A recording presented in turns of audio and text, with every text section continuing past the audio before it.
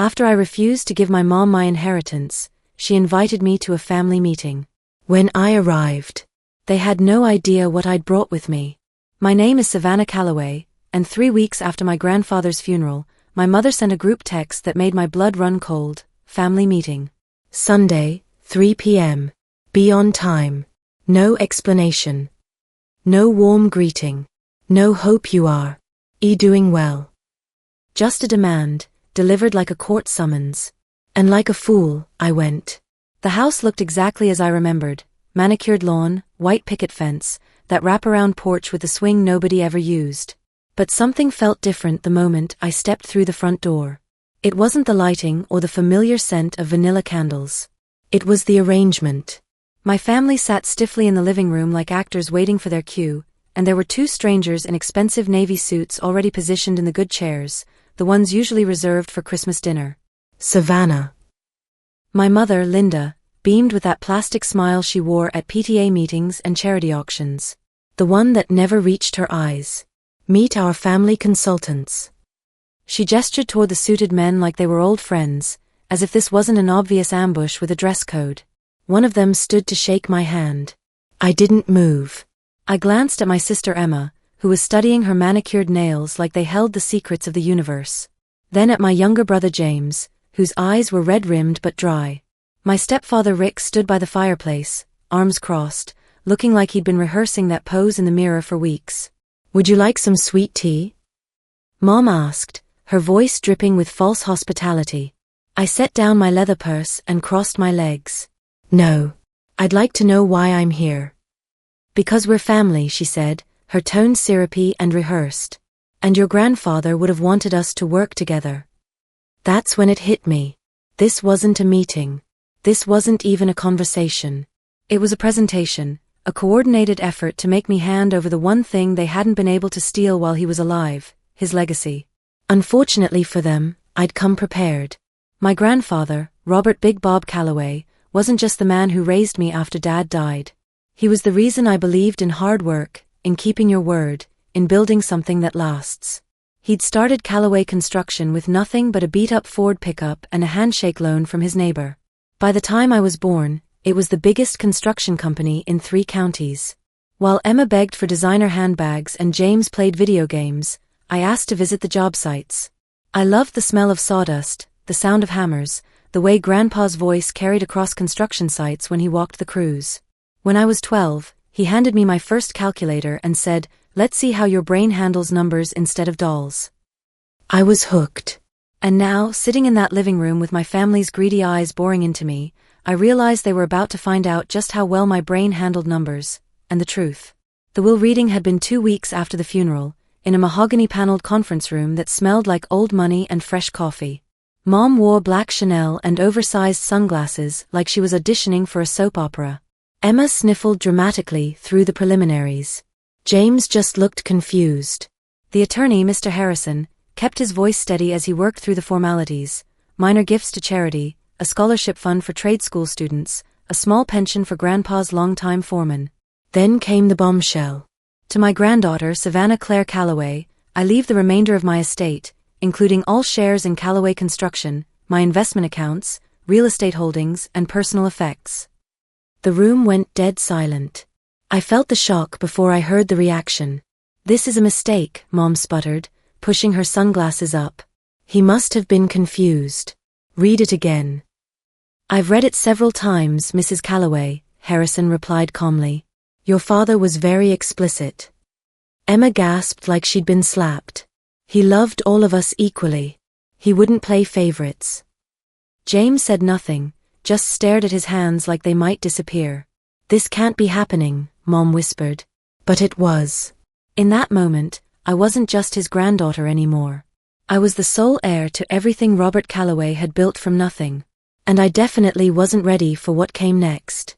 Later, in the parking lot, Mom cornered me with that fake sweet voice she used when she wanted something. "Just sign it all over to me, honey. I'll divide everything fairly. I'll make sure everyone's taken care of."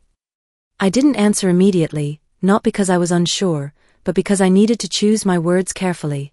"I need time to process this." Her eyes narrowed. This isn't just yours, Savannah. It's family money. Family legacy. That's not what Grandpa decided. Her mask slipped. He wasn't thinking clearly. You spent too much time with him, filled his head with ideas. But he had been thinking clearly.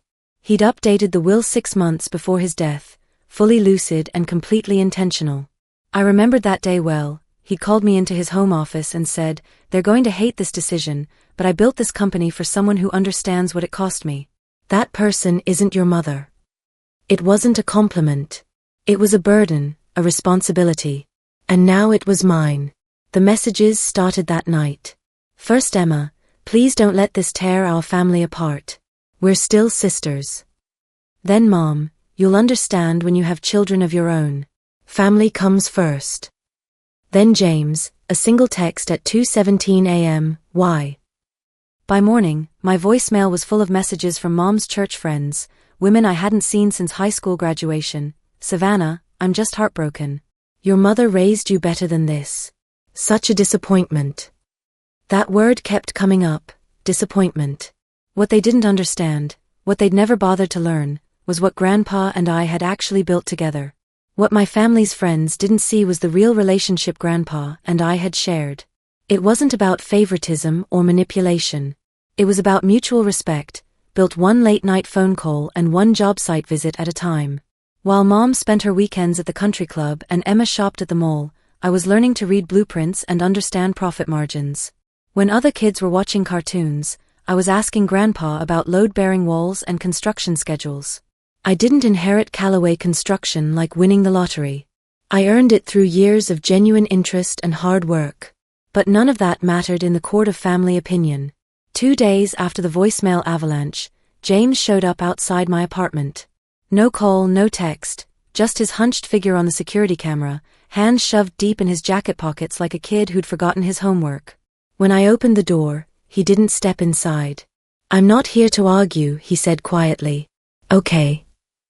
He looked up, his eyes bloodshot but focused. "Mom's losing it. She's already called 3 real estate agents. Says she needs to refinance the house before you freeze the assets." I blinked. "I haven't frozen anything." "She doesn't believe that." James shifted his weight. "Look, I just wanted to warn you. She's planning something big." Then he left. No hug, no handshake, just walked back down the hallway like he wasn't sure where he belonged anymore.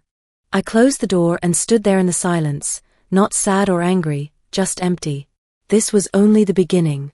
That night, my boyfriend Mason, the only person who hadn't suddenly started treating me like a walking ATM, brought Chinese takeout and held my hand while I stared blankly at my lo mein. "I want you to meet someone," he said gently. "Her name's Margaret Chun. She's a probate attorney, old friend from law school. She's not looking for a fight unless you need one. She's about protection." I didn't answer, but I nodded. The next morning, I called Margaret. We met in her understated office above a coffee shop, no intimidating glass walls or power suits, just plants, natural light, and someone who listened without interrupting. After hearing everything, she leaned back, fingers steepled. "You're already in the middle of a coordinated pressure campaign. Classic family guilt tactics. But based on the will and what you've told me, you're on solid legal ground." "I don't want to fight them," I said. "I just want it to stop." "Then we prepare," she said. "Just in case. Document every message, every voicemail, every visit. And no signing anything, no matter what they call it." It sounded simple until the next message arrived, a photo of Mom at Pottery Barn, shopping for new furniture. The caption read, "Retail therapy through grief. #selfcare #blessed." That same day, she texted claiming she couldn't afford her electric bill. That's when I started printing everything. The formal invitation arrived as a text message from Mom, Sunday, 3 p.m. "House. Let's resolve this. Bring your paperwork." No signature, no emoji, just a time-stamped grenade. Margaret didn't like it. "This feels like an ambush," she warned. "It is," I replied. "But I'm not walking in blind." She offered to come with me. I declined. "I need to face them myself. But I want you nearby." One text, she said, and I'll be at your door in 60 seconds. I arrived at exactly 2:59 p.m. The curtains were drawn, and the porch smelled faintly of Mom's signature perfume, Chanel No. 5, which told me she'd been outside earlier, probably rehearsing her lines. She opened the door before I could knock. "Savannah," she beamed, hair freshly styled, teeth gleaming like a campaign poster. "Right on time." Inside, the living room was arranged like a courtroom. Emma sat on the edge of the sofa, spine rigid, hands knotted in her lap. James beside her, eyes down. Rick hovered near the fireplace like a bouncer at a nightclub. And there they were, the two suited men from my nightmares, seated in the good chairs with legal pads, briefcases, and wedding rings catching the light. Their smiles were too wide, too practiced. "This is Mr. Hayes and Mr. Donovan," Mom said, gesturing grandly. "They've kindly offered to help us untangle this unfortunate misunderstanding." I nodded but didn't offer a handshake. I wasn't here to play nice. Only one chair was available, a high-backed wooden one placed directly across from them all. Interrogation seating. I sat without a word and placed my leather portfolio across my lap. "Would you like some sweet tea?" Mom asked again, still clinging to her desperate illusion of Southern hospitality. "I'm fine. Let's get to it." Mr. Hayes cleared his throat. "We're here today because your family is deeply concerned about the strain this situation has caused. No one wants a prolonged legal dispute, especially when your grandfather's intention was clearly for the family to remain united." I let the silence stretch like taffy. "He wrote a will," I said finally. Mom jumped in, her voice honey-sweet and iron-hard. "And we're not disputing that, sweetheart. But surely you can agree that dividing everything equally would be more harmonious." Harmony wasn't mentioned in the will either.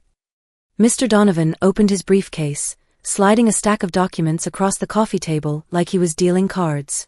"This is a voluntary redistribution agreement.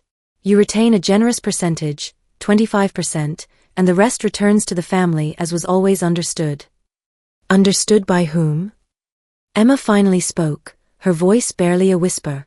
"Grandpa was sick, Savannah. He wasn't thinking clearly. He thought you'd know what was right." "I do know what's right," I said calmly. "Which is why I won't be signing that." James stirred. "Mom says if we don't resolve this, we might lose the house." I looked directly at him. "And why is that? Did someone take out another home equity loan?" Mom's expression cracked for a split second before snapping back into place like a rubber band. "Savannah, don't do this." Mr. Hayes jumped in quickly. "It would be unfortunate if this moved to court. Claims of undue influence could damage the estate's reputation and delay distribution for everyone." There it was, the threat wrapped in legal jargon and delivered with a smile. I placed my hand on my portfolio. "Before I respond to that, I'd like to clarify something." I looked directly at Rick. 6 months ago, you mentioned to Grandpa's home health aide that you'd already put a deposit on a lake house in Gatlinburg. Was that with inheritance money you hadn't yet received? His mouth opened, then closed like a fish gasping for air. "I have a recording," I continued calmly, "and a paper trail." Mom's smile vanished completely. I opened my portfolio and laid out the first document, a photocopy from Grandpa's personal ledger, his careful handwriting clearly visible. "Loan Linda, $25,000. Said for James's college. Heard later it was for cruise." Then the next item, a printed Instagram photo of Mom sipping champagne on a cruise ship, dated last spring. Caption, "Finally treating myself. #blessed #cruise life." I looked up at the two consultants, who were suddenly very interested in their legal pads. "Still feel like drawing up paperwork today?" Nobody answered. The silence was deafening. Mom stood so suddenly her chair scraped against the hardwood floor. "You ungrateful little." I didn't flinch. I just slid another paper across the table. April 15th. You told Grandpa that Emma needed emergency dental surgery. He gave you $18,000. I glanced at Emma. You were in Miami that weekend, weren't you? Spring break with your sorority sisters. I remember the photos, especially the one with the monogrammed beach bag. Emma went pale as moonlight. Rick cursed under his breath. "Savannah, this is low," he snarled. digging through a dead man's records to turn his memory against his own family. He wasn't confused, I said, my voice steady as granite. He was exhausted from being lied to, and he kept records because he knew this day would come. I reached for the final item in my portfolio, a sealed envelope slightly worn, addressed in Grandpa's distinctive handwriting, for Savannah, if they come for it. I didn't open it. I didn't need to. But the two men in suits were already shifting in their chairs, confidence draining from their faces like water from a broken dam. Mr. Hayes tugged at his tie. Miss Calloway, we were told this would be a cooperative discussion. It was never going to be that. And you're not actually attorneys, are you? Just pressure brokers. I turned to Mom. You didn't tell them I already retained real legal counsel, did you? She's in a car outside. One word from me, and she's at this door in 60 seconds. The two consultants stood up in perfect unison. We'll excuse ourselves, Hayes muttered, snapping his briefcase shut. Mrs. Calloway, we were unaware of any existing legal representation. They couldn't get out fast enough. Mom's face turned to stone, every muscle rigid with barely contained fury. This isn't over, she hissed through clenched teeth. Actually, I said, standing and gathering my documents with deliberate slowness, it is. I looked around the room, at Emma's tear-streaked face, at Rick's clenched fists, at James's confused expression. I'm not signing anything. I won't enable your spending habits, and I won't let you rewrite history just because the present doesn't suit your narrative anymore. You owe us. Mom's voice cracked like a whip. I owe Grandpa. That's who I'm honoring. Then James stood up. Everyone froze, even Rick. James never made waves, never caused scenes, never stood up to anyone. I didn't know, he said quietly, his voice cutting through the tension like a blade. About the cruise or the dental surgery or that you used my name to take money from Grandpa. He looked directly at Mom. You told me Savannah was being selfish, but you lied about everything. James, sit down, she snapped. No. The word hit like a thunderclap. He turned to me, his eyes clear for the first time in weeks. Can I come with you? I nodded. Let's go. Rick stepped forward, chest puffed out like a rooster. You little piece of. I raised my phone. This entire conversation has been recorded. He stopped cold, the fight draining out of him like air from a punctured tire. James and I walked toward the door, passing the stunned faces of a family that had always assumed I'd bend, always assumed I'd break, always assumed I'd give in. Not this time. Margaret was already out of her car when we stepped onto the driveway, her professional instincts sharp as always. You okay? She asked, eyeing James with concern. He's with me, I said firmly. And we're done here. Behind us, the front door slammed so hard the porch light flickered like a dying bulb. But for the first time in weeks, I didn't look back. James didn't say much during the drive to my apartment. He sat in the passenger seat, staring straight ahead, his fingers occasionally tightening around the seatbelt like it was the only thing keeping him anchored. When we reached my building, he followed me inside without asking permission. He already knew the answer. You're on the couch, I said. It folds out. Clean sheets are in the hall closet. He nodded. Thanks. We didn't talk about what had happened that night. We just existed in the quiet. I made chamomile tea, he drank it without complaint. I scrolled through emails, he stared at the ceiling. The silence wasn't heavy or awkward, it was healing.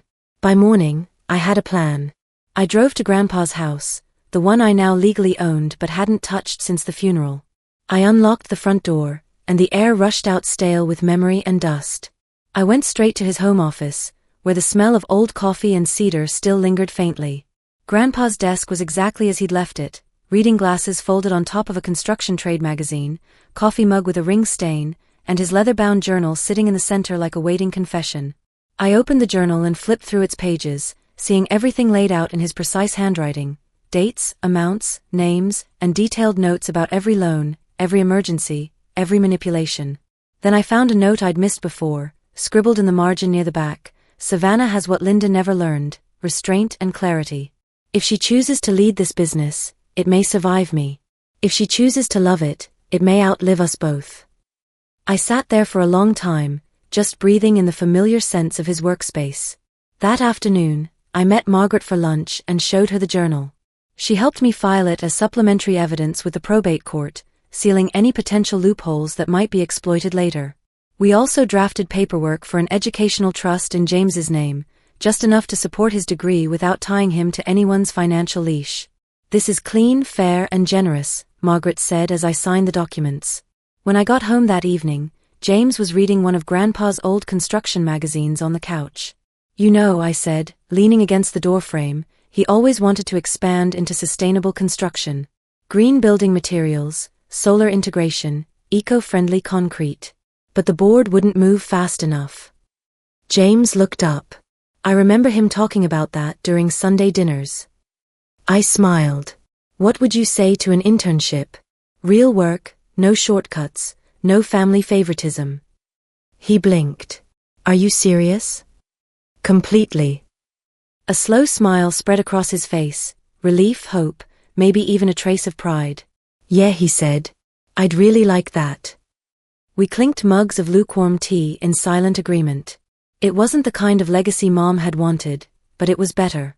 1 year later, I reopened the doors of Callaway Construction, not as the quiet granddaughter who'd inherited a business, but as its next chapter. James now runs our sustainability division while finishing his engineering degree. He's becoming the kind of man Grandpa always hoped he'd be, quietly capable, steady, focused on building things that last. Emma reaches out sometimes in small, careful ways. I don't open the door wide, but I don't slam it shut either. Healing takes time, and forgiveness is a process, not an event. Mom disappeared to Florida 6 months ago, chasing some new opportunity that probably involves someone else's money. That's fine. Some people never learn. Some inheritances are measured in dollars and cents. Others are measured in scars, in choices, in the courage to stand alone when standing together means compromising your soul. Grandpa didn't leave me his empire out of favoritism. He left it because I was the only one who wouldn't burn it down for quick cash. In his journal, he once wrote, "Savannah won't always be loved for doing what's right, but she'll sleep at night." He was right. I do.